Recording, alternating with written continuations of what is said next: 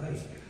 Yeah, it's a good space. I mean, it's almost like... And the light is with those two windows there, it's perfect.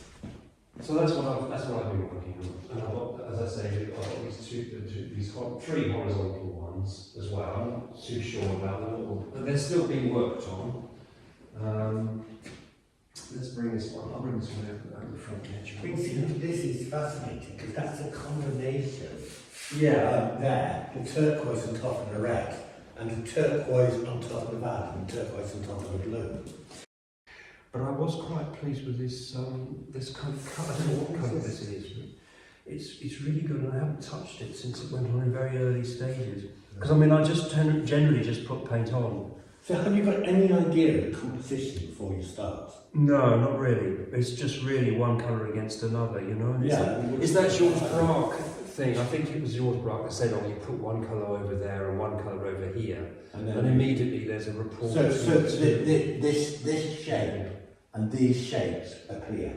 Yeah, they just came across. They came across by the fact that you put that shape down there and you put that colour down there. That dictated that I'm going to have that colour there and those shapes there. And those shapes there relate to that shape there. Those two blocks on top of the orange, the blue plane, the sort of browny violet, relates to that and that there. Is that how it works? That's how it works, yeah.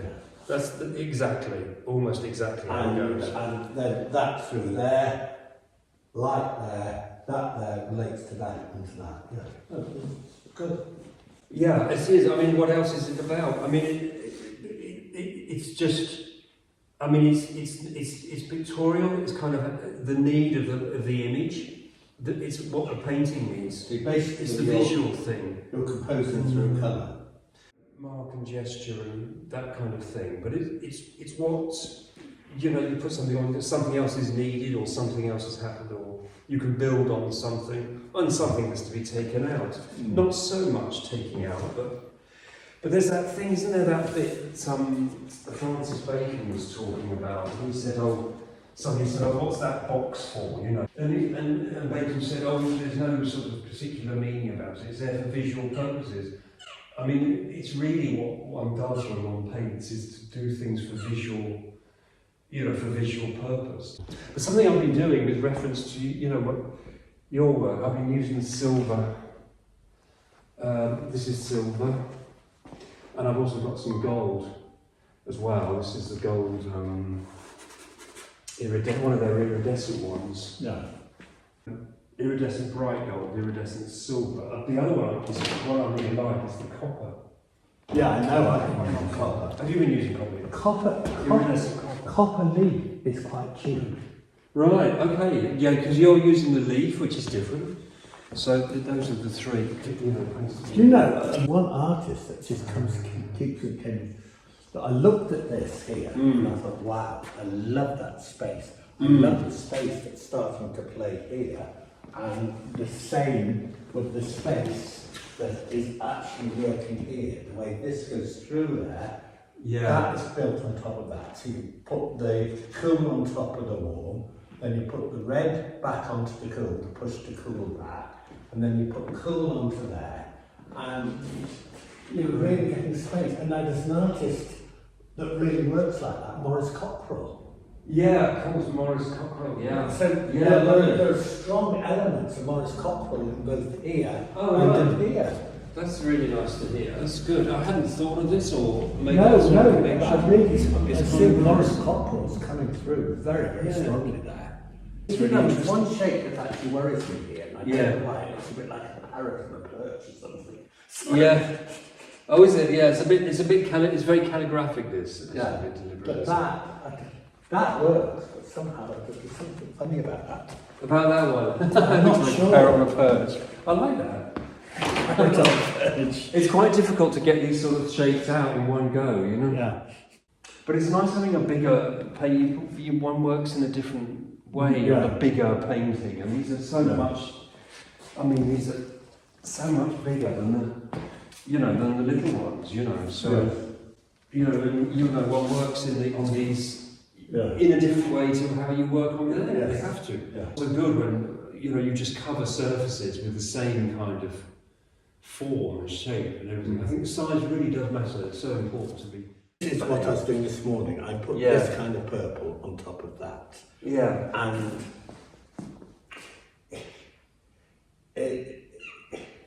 And then against that red, there's something, I'm not sure.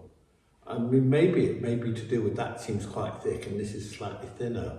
I don't know.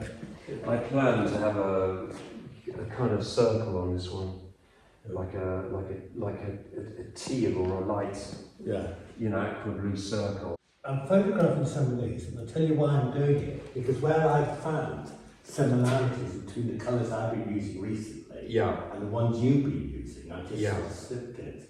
Oh, that's good. Well, that's good. If there's a direct link like that, There it's are even better. direct links, that's the reason being.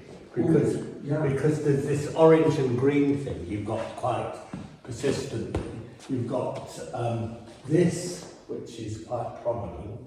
And then that sort of thing is quite prominent in what I'm doing as well. Yeah. So I can just bring this around here. Yeah, this kind of I'm planning Can you put that on on that one? Let's have a look at them together. Yeah, shall I put them up? Shall I put them up? Or? Yes. But no, just leave them. Just against leave them. Yeah, that's fine. Yeah, because these are this was last summer's acrylics. This is oil. No, acrylic. Acrylic, yeah. Yeah, these are all acrylics. Yeah. Where's some oil painting? This one is the oil. This is the painting I was working on just before I went to Morocco. And I wanted to put everything into this, really, with regard to paints. And I was using all those chemicals I got from Jackson's. Well, I guess I wanted this kind of big spinning kind of form. So, it's a much more of an impasto surface. But There's lovely bits in it. yeah, no, looking at it now, it's not a bad painting at all.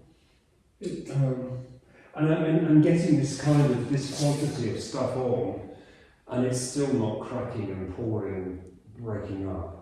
That's good. That's good. There's those connections, and of course this layering thing, which I know you've always done. I haven't done it so much. I've always been drawn to the opacity of one colour against another at the same spatial depth. But I mean, the layering thing is newer for me, as is the sort of destruction of the brush mark. But anyway, that's great. But there's been a lot of pouring in a lot of these, and a lot of very fluid paints, which has always all been exciting.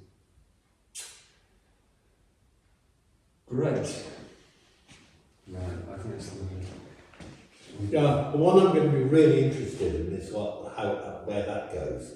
So if you could send me a photograph and you've done more on that, have you really? I know. I'd be fascinated by that.